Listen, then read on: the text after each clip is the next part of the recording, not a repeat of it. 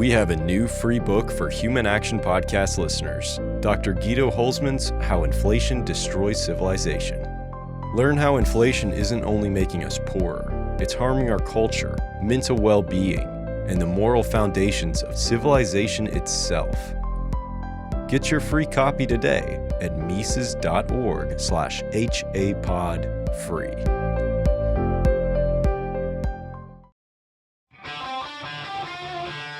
This is the Human Action Podcast, where we debunk the economic, political, and even cultural myths of the days. Here's your host, Dr. Bob Murphy. Tom, welcome to the Human Action Podcast. I'm pleased to be with you, Bob. Well, the big news is that you are the new president of the Mises Institute. So do you maybe want to talk a little bit about, your decision to take on this daunting role and, what your outlook is for the future?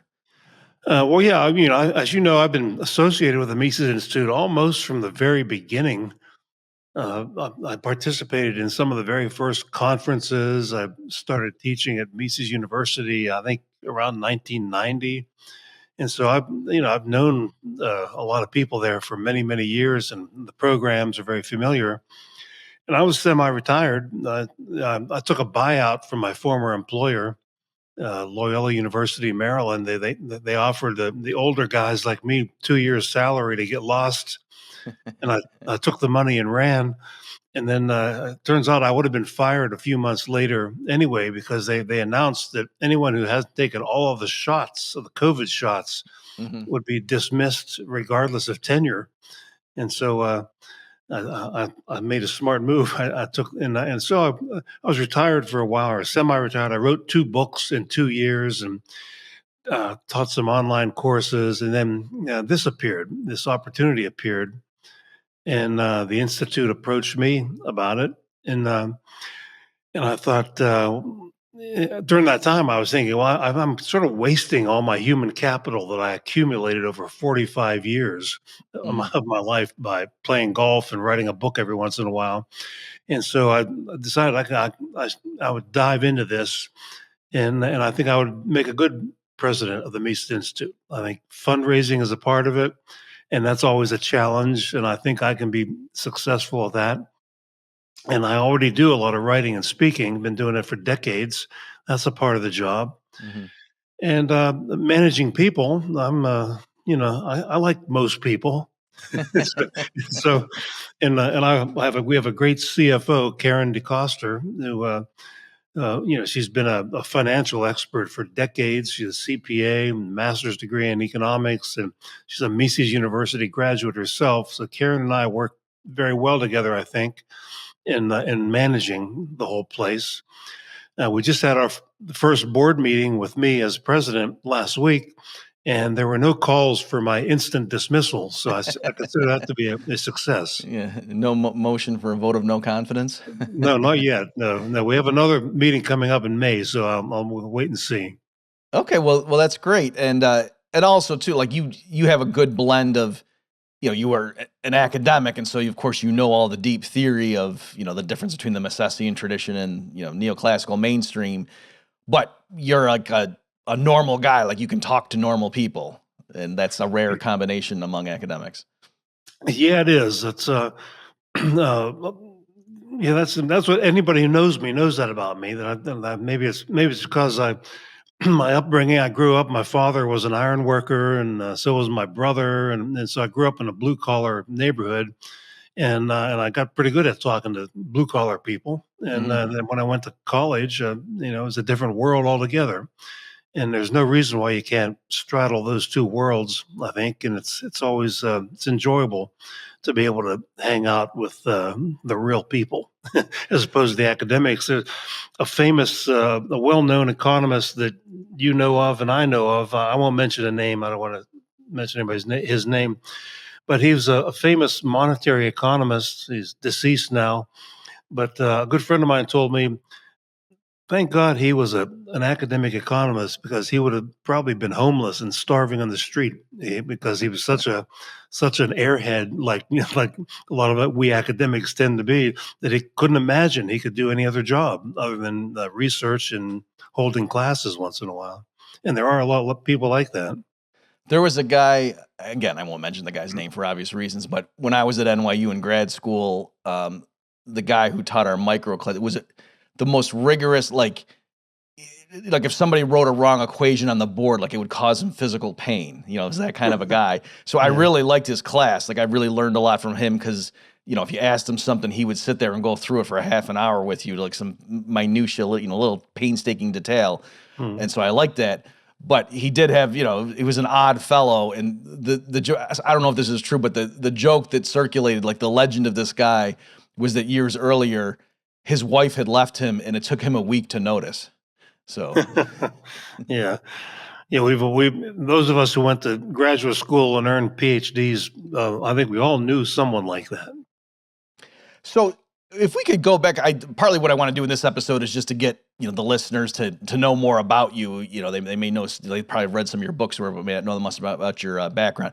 So how did you, like when you went to undergrad, did you know you wanted to be an economist when you grew up?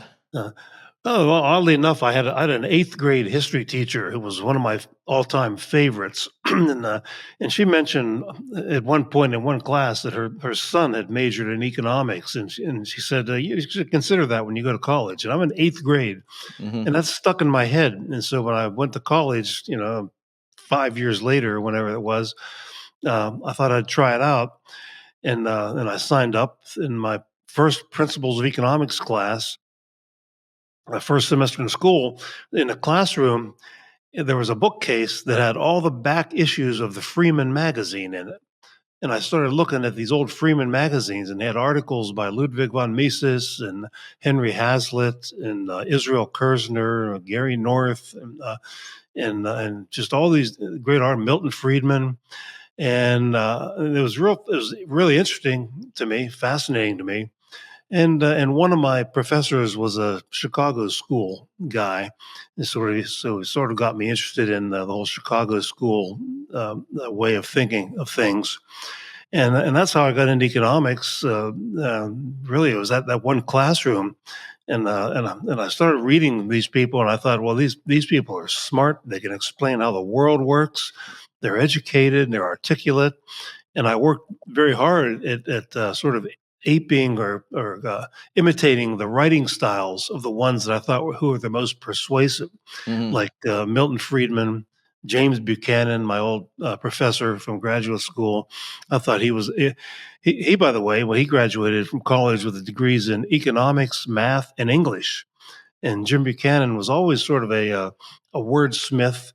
And he was always interested in people introducing new words to him, even when he was in his 60s, when I was in graduate school. He would have conversations with people about wording. And I thought that was interesting. That just the opposite of your typical, maybe your professor at NYU, the math micro guy, who English was sort of a foreign language to them. So just so I understand, you're saying Buchanan would like talk to the students about, hey, in this paper, I think you should phrase this differently. Like you could write this better. He was very good at that, and just reading his writings was a good lesson.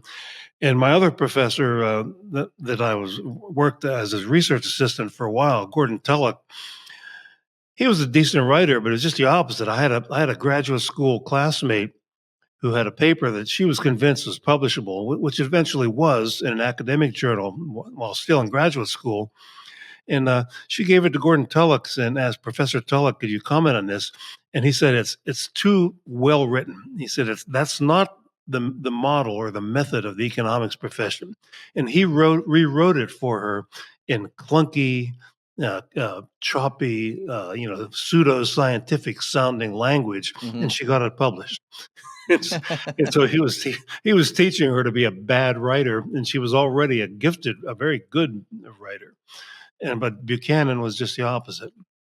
Yeah, at NYU, so you're right. There definitely was that thing, especially if they were like foreigners who grew up outside the U.S. but were very technically skilled, and so they were good economists in terms of NYU's program. But we had William Baumol was the guy that like you had to take his class on how to write a paper, and it was mostly about like the method you went through and everything. But but part of it, I can't remember off the top. I think maybe he said something like, "Don't keep the reader in suspense. Tell them right away. Yeah. What happened. It's not like, oh, it's not a murder mystery. Like, tell them up front what the results are going to be. And like, if you have a chart, you shouldn't have to go read the text to figure out what the heck the chart's showing. Like, it should be obvious. It should be labeled in the axes and everything." So that he was like the one person that kind of made an effort to let you say, hey, like someone should actually be able to read your paper and understand it. Yeah, I wrote a paper, published a paper once where I commented on, criticized something Baumol wrote, and one of my footnotes was that he had this mathematical model where he said something like, "Let Z equals something," I forget what Z was, Mm-hmm. and then Z did not appear anywhere else in the paper, and so he was that's just the way he spoke, but instead of just speaking plain Right. English, he That's spoke funny. in mathematese. Oh, yeah. So even the guy that we had that was supposed to make us comprehensible actually still did that stuff. That's funny. Okay, so in terms of your background, like I think the first thing that I encountered from you when I was a student at Mises U was you gave a lecture on antitrust. And I like that because it sort of shows the intersection. Like you've done a lot of your work that like it blends your knowledge of economic theory, but also with historical facts. Yes. And to try to show people like modern economists, especially of an interventionist flavor, they have these notions about, oh, here's how the world used to be, and thank goodness this happened. And it's like it's lacking both theoretically, but also you can just go look at the history and say, no, that's not what happened. Do you want to comment on that? Well, yeah, I first got really interested in Austrian economics because my first semester in graduate school, this was 1976, ancient history. Dick Wagner was the teacher, Richard Wagner, and he used Human Action and Milton Friedman's Price Theory as the two textbooks, and then a big long reading list full of articles. And so we had guest speakers. He had Ludwig Lockman in, Murray Rothbard, and so Wagner introduced us to the whole Austrian school way of thinking. And a lot of my classmates and I, we decided we have a decision to make here. Are we going to? Because we thought, well, these guys, this Austrian school, they're really obsessed with understanding how the world works.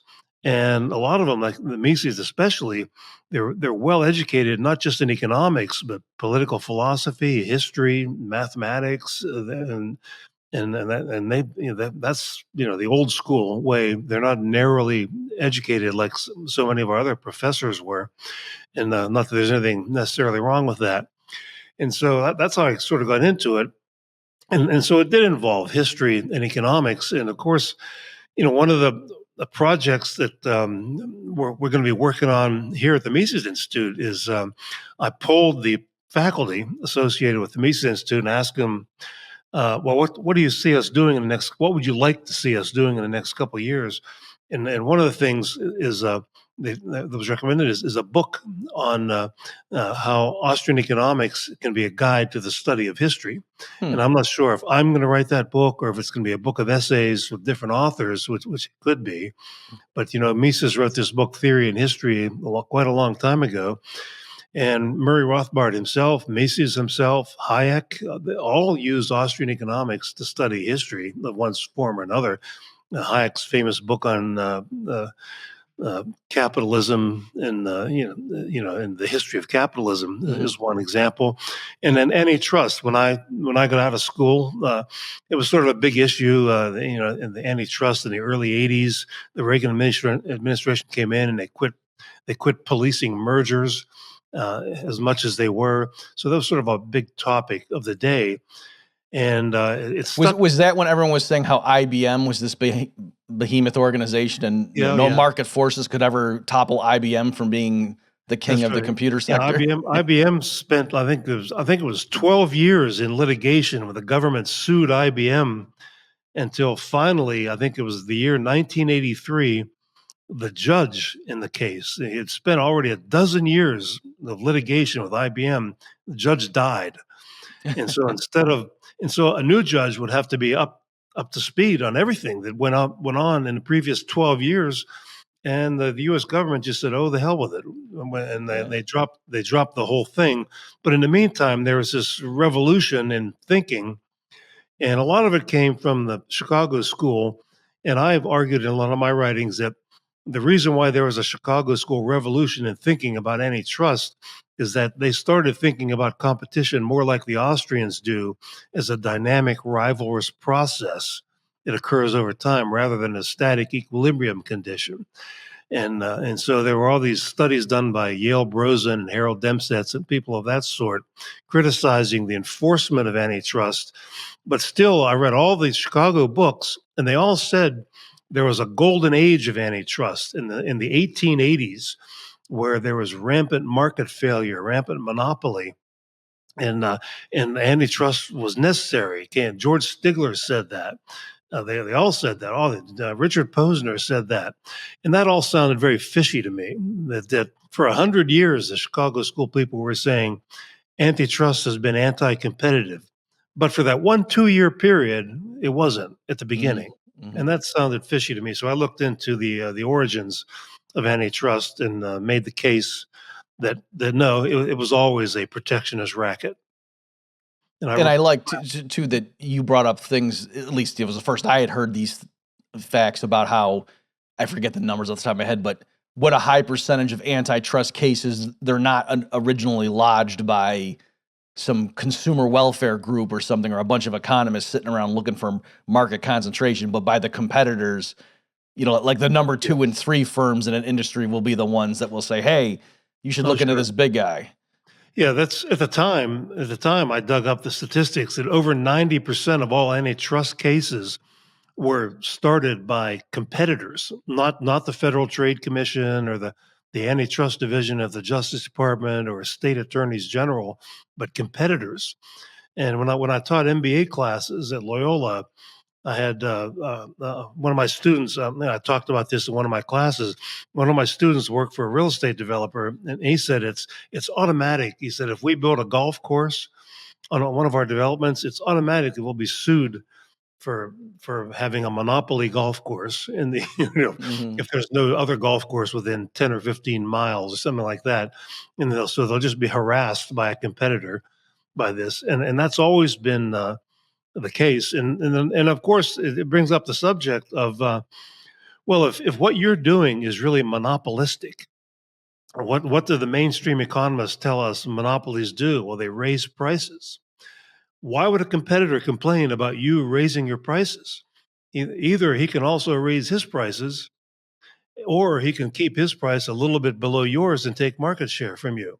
And so why on earth would a competitor sue you if you're behaving like a monopoly and raising prices? And it just makes no sense. And so so I would point out things of that sort. And Dom Armentano wrote this excellent book on antitrust in the 80s, but even Dom did not start at the origins. He looked at I think at the time it was the 55 most famous federal antitrust cases, and he found that in every single one, companies being sued were expanding production, cutting prices, inventing new products. They were always the most competitive, not the least competitive. But he didn't start at the origins, and that's what I did. I published this article called "The Origins of Antitrust." It was in the International Review of Law and Economics. I think it was 1984. Quite an ancient history. Yeah, I think I was still watching cartoons at that point, so you definitely got into Austrian economics where I did. Yeah, and that's the stuff too. Like there's some neat stuff if people haven't seen it. Bert Folsom's book on the myth of the robber barons. That I like that just to show the different vignettes of like you're saying, Tom, like John D. Rockefeller. Like you wonder, well, how did they become quote monopolists in the first place? And it was because he drastically reduced the price of kerosene. So that's why he captured such market share, was because he was giving everybody the product for lower prices. Yeah, he never was a monopolist, by the way. When the government broke his company up into Standard Oil of Ohio and Standard Oil of New Jersey, he still had I think 35 major competitors, including Sunoco and big corporations like that. So he never, all he did was outcompete a lot of people. And he lost out on a lot of business deals. He bought a lot of refineries that were going under, but and the research now shows that he probably paid way too much for a lot of them. So he wasn't always the smartest guy on the block, Mhm. but certainly, yeah, the reason why, if you look at the statistics on the price of refined kerosene, it plummeted for decades thanks to the Rockefeller Organization.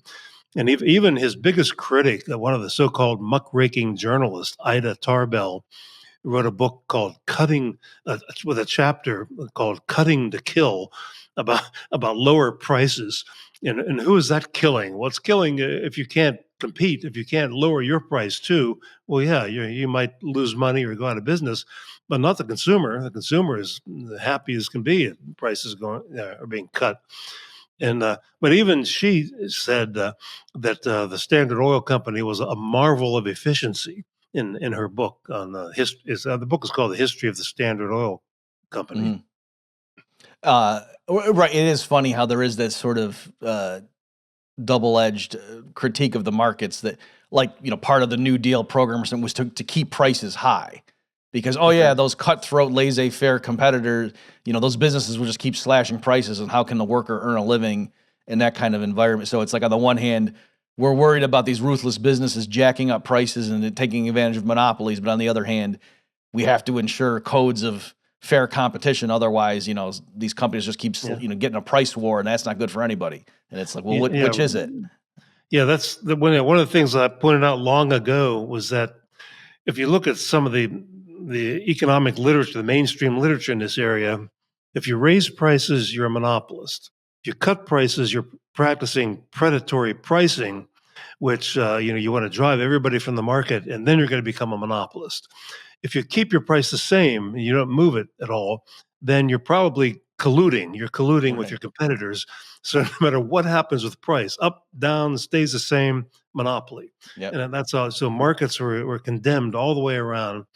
And and another area that I published in, Bob, early on this area was Jack High and I published an article on economic inquiry back in 1988, where we looked at the question of what were professional economists saying about antitrust laws when they were adopted in federal laws in 1890. Were they for them or against them? And we were able to survey every single economist who wrote on antitrust and competition, because back in then you're only talking about a couple dozen people. Right. And so we were able to survey all of them, and it was nearly unanimous. I think we found one outlier in all of them, but you're nearly unanimous that they were all opposed in principle to the whole idea of antitrust regulation, because they saw what was going on was mergers were causing economies of scale and lower costs, lower prices. Prices had been going down as a period of deflation after the Civil War for decades, fueled by the Industrial Revolution. And so they thought this was all natural and good. And so we published this article and making the case that, well, they all basically looked at competition, how the Austrians look at competition as dynamic and rivalrous. But once you adopted the so-called perfect competition model later, decades later in the 1920s and 30s, and then the field of industrial organization had sort of a corollary. It was called the structure, conduct, performance paradigm, where market structure, that how many firms in an industry had something to do with competition rather than just entrepreneurship and the dynamic nature of competition. Then that all changed. Then fewer firms means monopoly. Whereas previously, the older economists at the turn of the century, yeah, there were fewer firms. The high cost firms were being pushed out of the market, but that was a good thing for the consumer, and they understood that. But that all changed when economists changed their thinking of what competition was. They got away from the old Austrian way of thinking and adopted this silly, perfect competition model, and fell into the trap of the nirvana fallacy, basically, and they still do to a very large extent. For people who don't know that term, what's the nirvana fallacy? Well, in this the theory of perfect competition sets forth the early theory set forth these assumptions of what a perfectly competitive world would look like, and many firms, homogeneous products, everybody produces the same thing, homogeneous prices, everybody charges the same thing, perfect information, meaning businesses know exactly how to produce at minimum cost and consumers know exactly what they want, and that's perfect. And then you compare that to the real world, and the real world is not perfect, never is. And so you condemn the real world as failing, and markets fail because they're not perfect. And that's the nirvana fallacy. I think it was Harold Demsetz who coined that phrase, nirvana fallacy, in an article in the Journal of Law and Economics in 1969. He was in a debate with Kenneth Arrow, the Nobel Prize winner, Kenneth Arrow, over information costs. And he accused Arrow of arguing the nirvana fallacy, of positing this utopian, never achievable world, and then comparing the real world and saying, aha, the real world isn't perfect. And of course, what a lot of economists then also did is they assumed that government intervention would be perfect. They wouldn't even question it. They say, yeah, we need government regulation of this sort or that sort. And the implicit assumption was always that, well, it would be perfect and it would make markets more perfect. And of course, we know from public choice economics and from old fashioned Austrian political economy that that's nonsense. Yeah, just to see that bias when I was going through NYU. So, folks, just to give you a time frame. So, I was at NYU getting my PhD in economics from '98 to 2003, and in some of the courses, Tom, they just to teach the basics of Pareto optimality and blah blah blah, the various welfare theorems and stuff, and what they called the Pareto optimal outcome. They literally would call it, at least in some classes, the central planner's solution. Like that Yeah, was literally the theoretical term for that, yeah, concept, was to contrast the decentralized market equilibrium, where the firms are all maximizing profits, consumers are maximizing their utilities subject to their budget constraint, blah, blah, blah, blah, blah. Production technologies are fixed. And then you'd contrast that outcome to, could the central planner improve upon that? And yeah. I just thought, just by that phrase, just you're baking it right in from the outset to say, yeah, if we can theoretically imagine a world that improves upon what the market gives us, let's just label that's what a socialist dictator could do for you. And that was Yeah. amazing to me that they said that with a straight face. Yeah, and the role of the economist is to advise politicians in how to force people into becoming perfect in certain ways. And one example of that kind of thinking was there's a uh, at the time in the 80s there was this very popular textbook by Friedrich Scherer on industrial organization. It was like the big, if you taught a course in that at any university, that's probably the textbook you would use. And Scherer was an advisor to the Federal Trade Commission. He was a Harvard economist, and he recommended. He said, "Well, research and development creates monopoly because if I invent, a new product, by definition, I'm a monopoly for a while, and that's a bad bad thing, bad thing." And so he recommended new congressional committees to oversee all research and development and to decide which innovations are to be allowed and which are not to be allowed. And because he worked up a big long mathematical theory to justify Hmm. this thing. And of course, that would have led to a rent seeking carnival. Every corporation in America would have been lobbying Congress to disallow their competitors' innovation and to allow Hmm. theirs innovate. That's exactly what had happened. But Scherer was totally in the dark about that possibility, and he was the economist who advised the Federal Trade Commission to sue the cereal companies. There's among those of us who used to study these things, there was this famous cereals case where General Mills, General Foods, and Kellogg's were sued because three of them had something like a 60% or more market share in dry cereal. And Friedrich Scherer, the expert of the government, expert witness of the government, called that a shared monopoly. He invented a new type of monopoly, shared monopoly, and the government lost the case, though, thank goodness. And I don't remember the exact quote, but one of the judges or the judge in the case made a comment to the extent that, well, I don't like dry cereal. I eat bacon and eggs or bagels in the morning. And just pointing out that they define the market so small Hmm. that they ignore all the substitutes for the dry cereal. And so, yeah, even if they had 80% of the market, they didn't have any ability to charge sky's the limit for a box of cereal. But you could easily eat something else, and somebody else could easily uh, underprice you with a different brand of cereal. They didn't have a monopoly. There were more than just those three companies. But that's the kind of thinking that was more pervasive then. That I think we've made some progress now. That even the textbooks praise product differentiation now, but it was thought to be a monopoly back then. Yeah, for those who aren't familiar with it, some of that early stuff on like the perfectly competitive model and everything, like Tom is saying, like if sneaker companies didn't all produce interchangeable sneakers, that was evidence that something nefarious was afoot. Yeah, no pun Yes. intended. Yeah, as opposed to, oh, they're giving people different price. You know what I mean? Where you could equally imagine like a socialist from 1870. If you said, oh, under a market economy, it's just going to be all standardized goods and everything's going to be interchangeable, they would say, yeah, see how bad capitalism is? There's no variety and flair. It's just all the same thing to keep costs down because that's all they care about. And so it's like, again, no matter what happens, oh, that capitalism just failed again. Yeah, like the Model T. Henry Ford famously said, "You can have any color of a Model T as long as it's black." The famous quip by Henry Ford. That theory was the perfect guise for government bureaucrats. Every government bureaucrat is an empire builder. So you give these antitrust bureaucrats this theory that says, here's what a perfect market would be.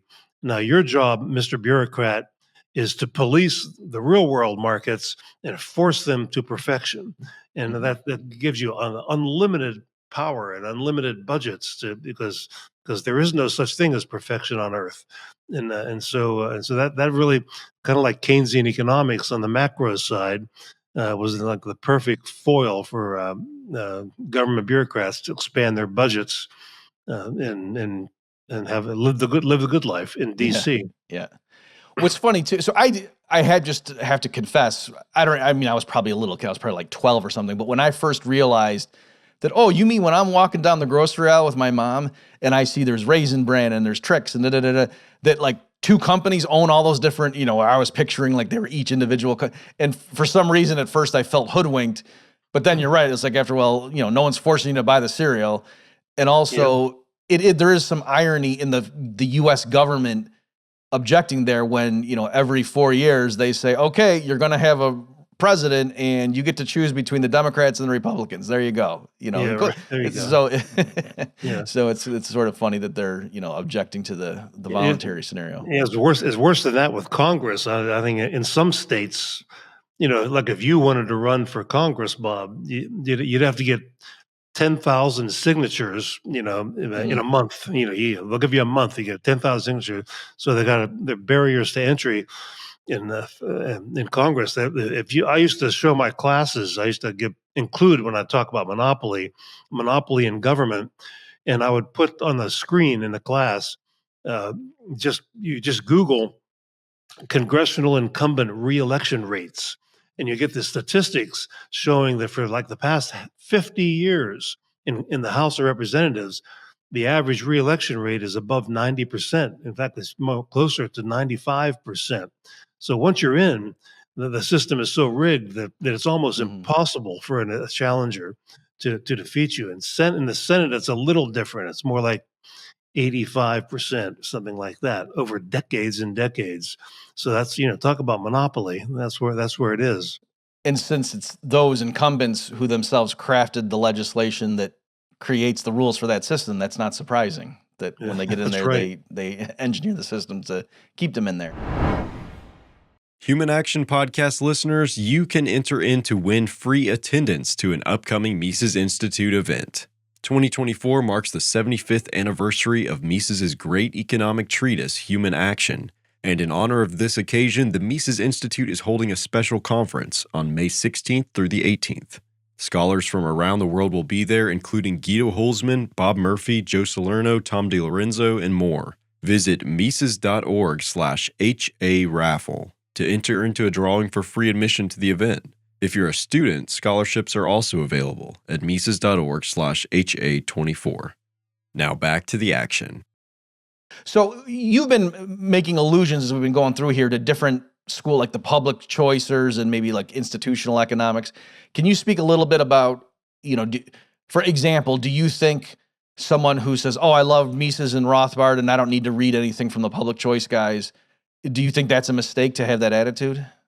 Oh yeah, I think it's certainly as a mistake not to read the public choice because the heart of public choice is methodological individualism, just as with Austrian economics, and of course, Buchanan used to say that uh, in his view, public choice is really nothing but using the language and methods of modern economics to talk about the type of thinking about government that the founding fathers uh, demonstrated, Mhm. and the Madison and Jefferson and the rest. He used to say that's a statement I heard him say many times, and so yeah, there's a lot. The public choice literature includes a lot of books on bureaucracy, the economics of bureaucracy, for example. Mises wrote a book in the 40s on bureaucracy, and it's different. It's different than the standard public choice view, but there's also a lot of similarities Mhm. too. They're one of the old classics, really old classics in public choice, is by Anthony Downs, who was a political scientist, actually, who wrote a book on bureaucracy. That's probably the best book I can think of about just all the nuts and bolts of how bureaucracy and bureaucrats work. And so yeah, there's a lot of overlap there. Murray Rothbard's book Power and Market has a lot of what you'd call political economy in it. When he talks the chapter on the budget and politics, and of course his writing Anatomy of the State and his essays on the state are a little different, but there's a lot of commonality there. So I think you could benefit a lot in your way of thinking by studying public choice and combining it with Austrian economics. And that's why when James Buchanan won the Nobel Prize, Charles Baird was the editor of the Review of Austrian Economics, which was published by the Mises Institute at the time. And he asked me to write an article for the journal about Buchanan Mhm. because, Buchanan was a public choice, of course, who won the Nobel Prize for that, but he was also a fellow traveler of the Austrian school. He wrote, a very good book, Cost and Choice, on subjective Mhm. cost theory, among others. Another one is called What Should Economists Do on Methodology, a very Austrian sounding book. And so I wrote the article because, and I was chosen to write the article because I've always had one leg in each area, or I did early in my career, public choice and Austrian economics. And I criticized Buchanan. I ended up saying that some of his best work is when he stuck to the cost and choice view of cost, Mhm. and he did all this work in public finance based on that. But then some of his worst publications were when he became too neoclassical, such as he published several papers arguing for that the government should abolish inheritance or at least tax it to smithereens. Right. Yeah. And so that's one of the points that I made in that old article. Do you? And this may be just out of left field here on that, but somebody told me that they had a theory that like Buchanan had some. So for people who don't know, so James Buchanan, who's normally considered like a very free market kind of guy, he had this particular quirk where he was in favor of a very high inheritance tax. Yeah. And I heard someone say that is because he was mad at like something happened to him in his personal life. Do you know anything about that? Like that some He guy got always, a big fortune and I don't know stole his girlfriend. I'm making that part up, but it was yeah. something like he had been personally snubbed because of someone who got a big inheritance, and that's why he was bitter. Do you know if there's any? I don't know. I don't know about that. I do know that his grandfather was the governor of Tennessee, Mhm. so he had to come from a well off family if his grandfather was the governor of Tennessee, and but I don't know any details like that. But he always hated the whole idea of inheritance. In World War II, he would also complain that. All the guys from the Ivy League who were in the Navy. He was in the Navy in World War II, but all the best jobs in the Navy. And he went to Middle Tennessee State University, which Mhm. is in Murfreesboro, Mhm.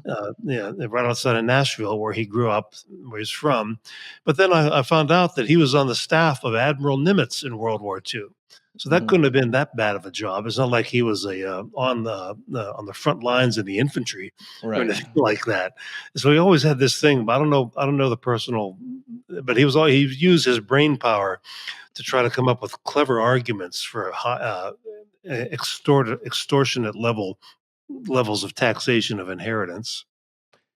Yeah, and so yeah, I like the public choice framework, like to me, because yeah, it seems pretty basic that they're just asking for consistency, like we were talking about earlier. That yeah, you can come up with these theoretical models and say, yep, you can imagine it's logically possible that the market outcome, isn't the best of all possible worlds. We can imagine an allocation of resources that improves, and you can list all the reasons that the market, the shareholders only have a short-term view, and that's why they wouldn't do the optimal.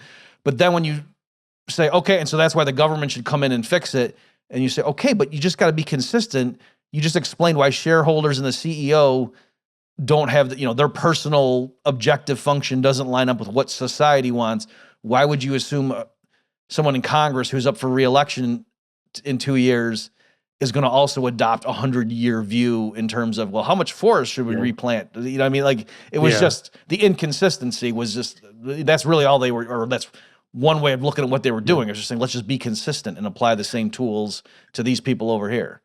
Yeah, when I was in graduate school, I was taught that William Baumol, your old professor, was one of the sort of the good example of that type of inconsistency with all his articles on market failure that he had published. I don't know, in the 1950s. He was around for a long time, and so yeah. And Buchanan, one of his very first publications, he got his degree at the University of Chicago in the 40s after the war, in 1949, I think, something like that.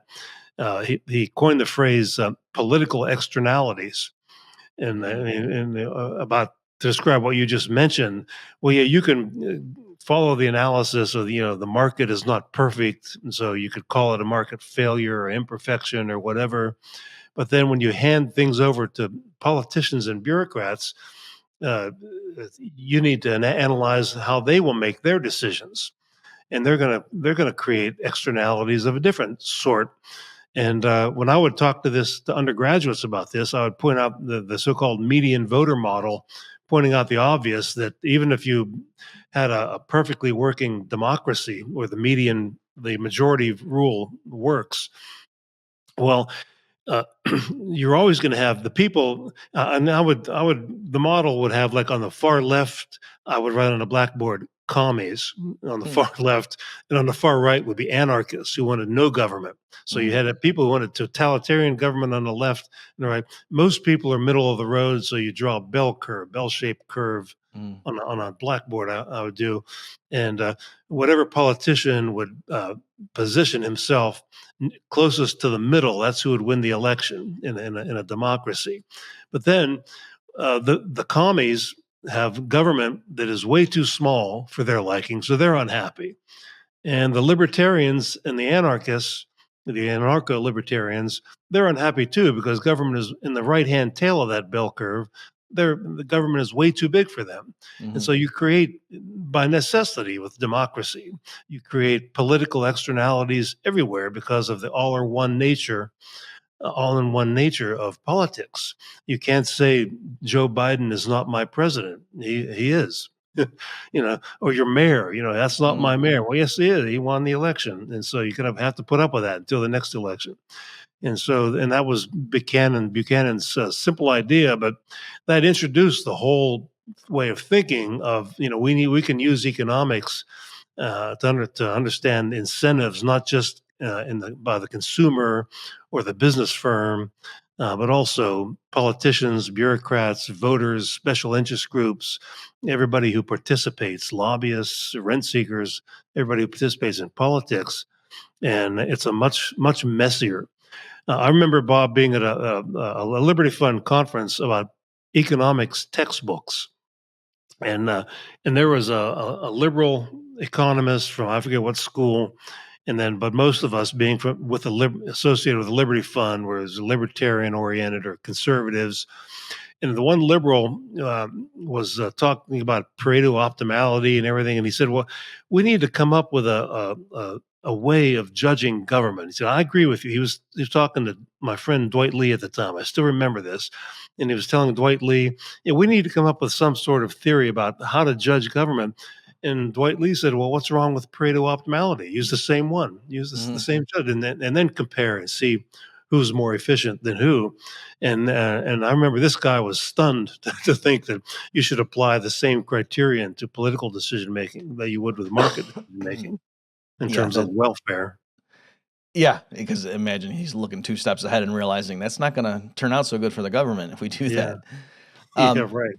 So looking at the clock here, respect your time. Maybe just one last topic to bring up. You're not the biggest fan of Abraham Lincoln.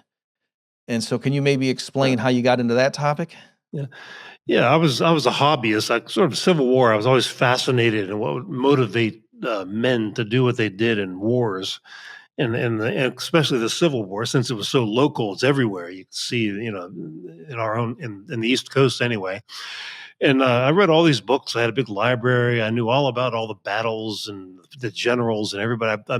When I was in Baltimore, I took courses at the Smithsonian Institution courses and listened to all the big shot Ivy League professors talk about the Civil War. I went on battlefield tours. This is a hobby. Mm-hmm. And then I got to thinking, well, what did Abe Lincoln think about economics anyway? I mean, because all these books I read said almost nothing about economics and was pretty unusual, of an American president. And so I found what the historians said is the book on Lincoln and economics, the book by Gabor Borit. I think it's called Lincoln and the American Dream. And the basically he said something to the effect that Gabor Borit did, the author of this book. He said that Lincoln was in favor of protectionism because he wanted all Americans to have an opportunity to become financially successful like he had.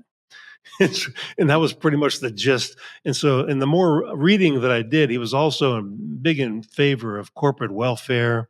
He spent 25 years, in politics, agitating for protectionism, corporate welfare, and a resurrection of central banking, bringing back some version of the Bank of the United States, the precursor of the Fed. And that was it.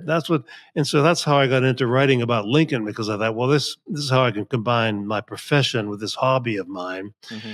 And then, of course, when you add some libertarianism and Rothbardianism to the study of Lincoln, you see what a horror show it was with the illegal suspension of habeas corpus, the mass arrest of tens of thousands of people in the North during the war, the shutting down of hundreds of newspapers in the North. And the war itself was a definition of treason. The treason defined in the Constitution as levying war upon the states. That's what treason is, and that's what happened. So I thought, well, this whole history is cockeyed, and I always thought that even as a child growing up in Pennsylvania, I thought that whole story of Abe Lincoln being the most honest person on who ever walked the earth sounded awfully fishy to me. Mm-hmm. Because I grew up in an Italian neighborhood where everybody understood a little bit about the mafia and a little bit about the government, and everybody understood that the two of them are pretty much the same thing, just different sizes. Mm-hmm. And so nobody trusted the government where I grew up, and they all knew it was crooked, and that's why a lot of my friends wanted to get jobs in the government. They wanted to be collecting bribes, and so my natural skepticism kicked in when I heard these stories about Lincoln. Were you surprised? I imagine you got a lot of praise, but also like some strongly worded emails when your books on Lincoln came out. I mean, because Americans are taught that he's the most important president of all time. Well, no, surprisingly, I could probably count on one hand the harsh emails I've received about that. People would talk elsewhere about me. They would go, I'll see. They didn't want to confront me. Oh, okay. Especially some of the so-called Straussians, the Lincoln worshipers at Hillsdale and places like that. Every time they would criticize me somewhere and I would respond on LouRockwell.com, I would sell more and more books. And it got to the point where I would put at the end of one of my blogs or one of my articles my Amazon sales ranking compared to the Amazon sales ranking of the person criticizing me, his book. and mine would be like number 29 versus 4,873,000 or something like that. And so that's one of the things I did. I knew I was kicking over a hornet's nest, and but I didn't care. I thought I was speaking the truth, and so I did that. I knew what was going to happen, but I did it anyway. And they started out calling me a liar, and then they looked up the facts about the suspension of habeas corpus, because they were never taught this in school. And they dropped that, and they started calling me a neo-Confederate. And you're familiar with that. You played the role of a neo-Confederate in a Tom Woods video years ago. Yes, the zombie. Well, actually, we'll link to that, folks, in case there's some younger folks who don't know what we're talking about. That was a fun one. We'll link to that as well. I guess it was Tom Woods' book on nullification was coming out, I think, is why we had that interview with probably. Yeah, because his book on history, American history, that's where he got labeled neo-Confederate, I think, because he had one chapter on the Civil War in that book. Well, what's interesting is just on the face of it, when the standard people say, "Oh, Lincoln's the great," you say, "Why?" So on one hand, they might say he abolished slavery. So I understand. Okay, you say, "Well, gee, how come no other major power had to have a bloody civil war with killing hundreds of thousands of people to get rid of slavery?" But put that aside. But the other thing they'll say is, "Oh, he saved the Union," and which is funny is even at face value. So that means, so the Declaration of Independence, we actually don't believe in that anymore, right? To save the Union. Yeah. Yeah, right. The Declaration of Independence was a declaration of secession from the British Empire, and talks about consent of the governed, doesn't it? The government. If one group of people don't want to be ruled by another, they can go. Yeah. And so to save the Union means, these people wanted to leave, and Lincoln said no. And how many of you do we have to kill before you realize you're not allowed to go? It's just funny that just even. It's not like you need alternative fact. Like even what they're saying his accomplishment was, it's like, why is that a good thing? So, anyway. Murray Rothbard mocked that idea by saying that the founding fathers would never have created what he called a one-way Venus flytrap after fighting a revolution to escape from the British Empire. They would not have created the same thing. The Constitution would never have been ratified. In fact, New York, Rhode Island, and Virginia, when they ratified the Constitution, they said that we will reassume these delegated powers in the future if it is inconsistent with our happiness. They just used the word happiness. If we're unhappy with this arrangement, then we will reassume these delegated power, meaning we will secede.